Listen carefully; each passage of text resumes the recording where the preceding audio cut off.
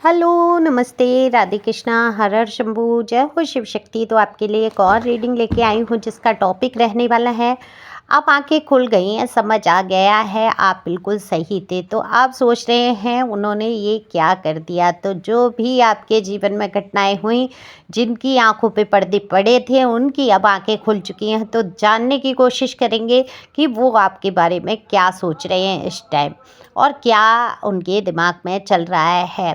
तो सब कुछ खुलासा करेंगे टैरो कार्ड के माध्यम से। जनरल रीडिंग रहने वाली है, ज़रूरी नहीं है ये रेजोनेट आपसे हो।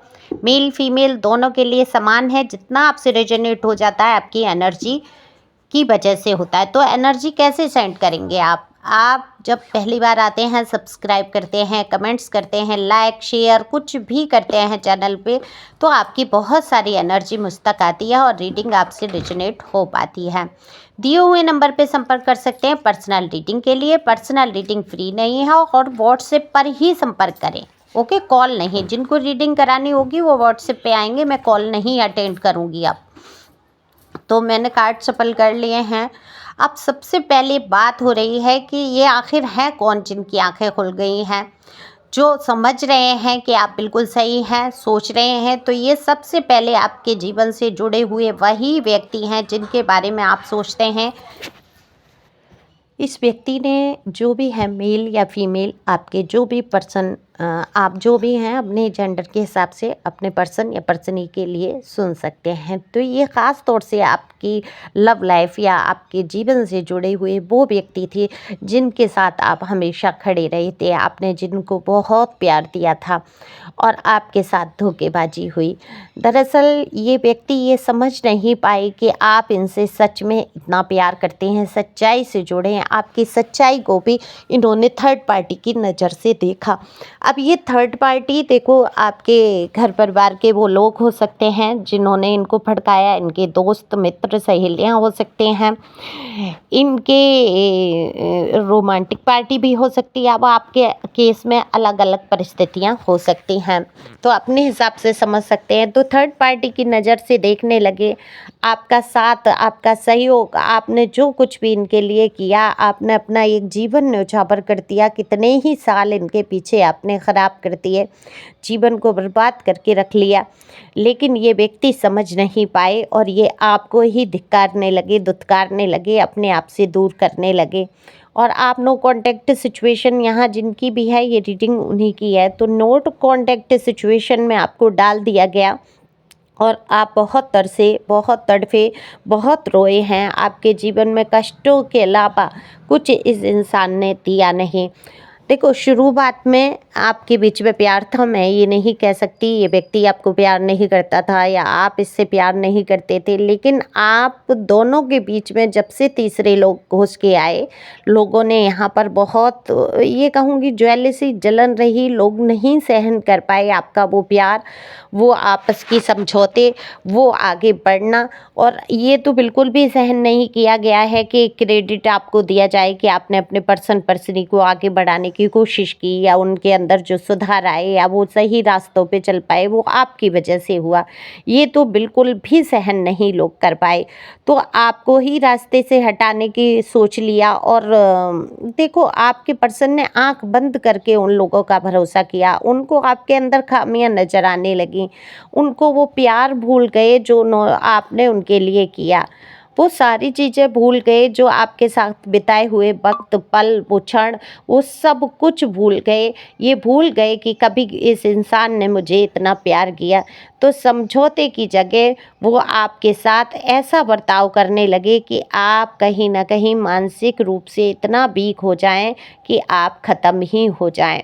तो बिल्कुल आपको ख़त्म तक करने की सोचने वाले लोग, और आज उनकी आंखें खुल चुकी हैं, क्योंकि कहीं ना कहीं वही धोखे, वही धक्के आज उनके सामने भी हैं।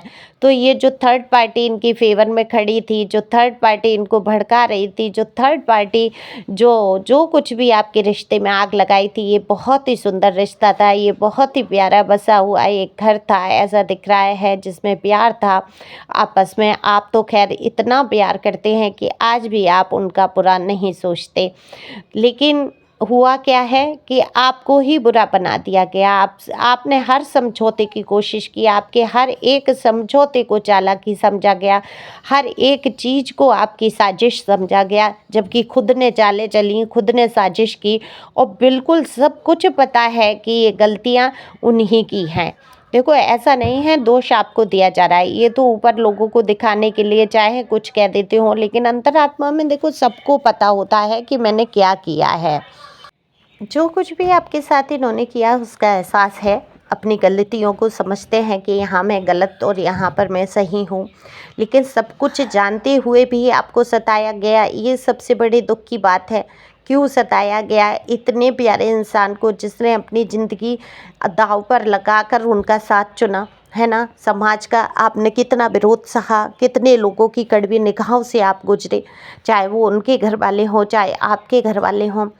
आपके जीवन में तो हमेशा कष्ट रहा है। एक ही व्यक्ति से आप प्यार की आस लगाए बैठे थे, उम्मीद लगाए बैठे थे और सिर्फ प्यार के ही कारण आप उनका साथ चाहते थे। आपको ना रुपए चाहिए थे, ना पैसे चाहिए थे, आप लालची इंसान नहीं थे, आप साजिश रचने वाले इंसान नहीं थे। आप एक बहुत ही सीधे सच्चे हृदय के इंसान थे। आपने हमेशा से प्यार दिया, लेकिन प्यार के बदले में आपको सिर्फ अपमान, दुख और तकलीफ से ही गुजरना पड़ा। तो ये अपमान आपने सहा है इस व्यक्ति विशेष के पीछे, ये दुख जो तकलीफ़ें आपके जीवन की हैं जो ख़त्म होने का नाम नहीं लेती, वो भी इसी व्यक्ति विशेष के पीछे। अब मैंने बोला आपको व्यक्ति विशेष से मतलब आप मेल फीमेल अपने हिसाब से अपने पार्टनर का लगा सकते हैं जेंडर। तो यहाँ पर देखो, अब आपके जो भी पर्सनी हैं, अब उनकी आंखें खुल चुकी हैं, उनको समझ आ चुका है। जब ये रिश्ता बिखर गया, टूट गया, बिल्कुल ख़त्म होने की कगार पे आ गया, तो उनको समझ आ चुका है कि उनसे क्या बड़ी गलती हुई।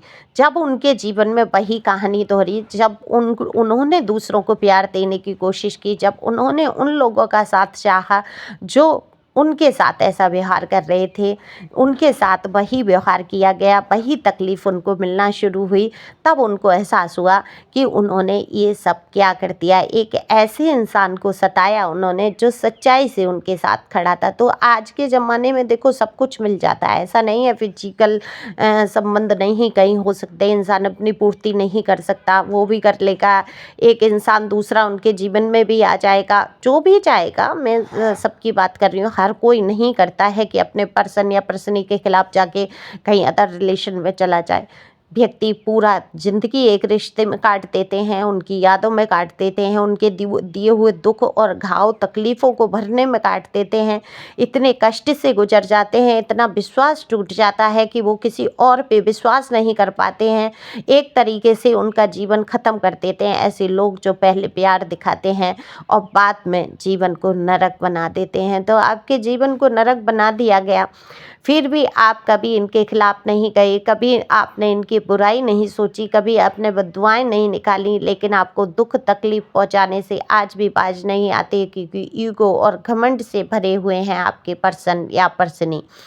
तो लेकिन इनको ये अच्छी तरीके से पता है, जब इनको थर्ड पार्टी की सच्चाई सामने आई है, जब थर्ड पार्टी इनसे भिड़ने लगी है, थर्ड पार्टी अपनी मांगें रखने लगी है, थर्ड पार्टी इनके पीछे ही पड़ के रह गई, ओवरलोड हो गई, ये उसका काम करके, उसका ध्यान रखे, उसको प्यार दे के, और इनको बदले में कहीं भी प्यार नज़र नहीं आता।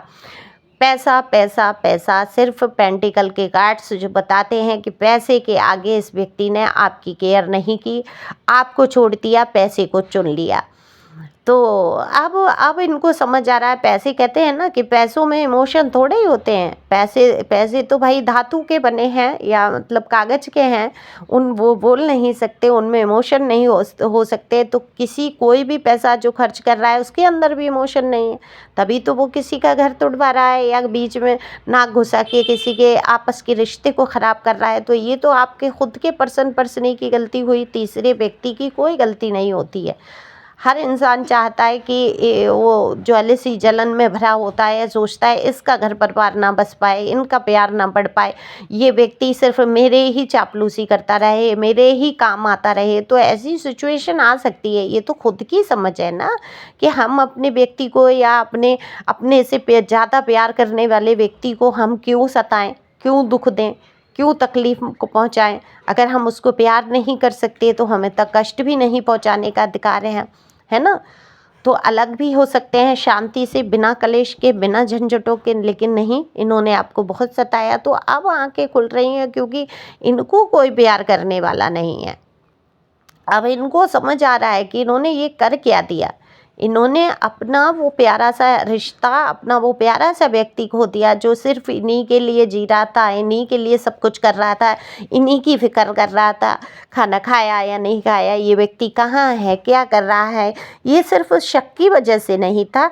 ये आपका कहना या पूछना, ये फिक्र भी तो थी कि पता नहीं इतना काम कैसे करेगा ये व्यक्ति, इसको भी आराम चाहिए, इसके भी जीवन में कुछ सुख और शांति चाहिए, और आपका पूछना वहाँ लड़ाई झगड़े का कारण बना, है ना? आपका समझाना या आपका हद से ज़्यादा प्यार करना ही आपके लिए दुश्मन बनकर खड़े हो गए, आपके पर्सन या पर्सनी।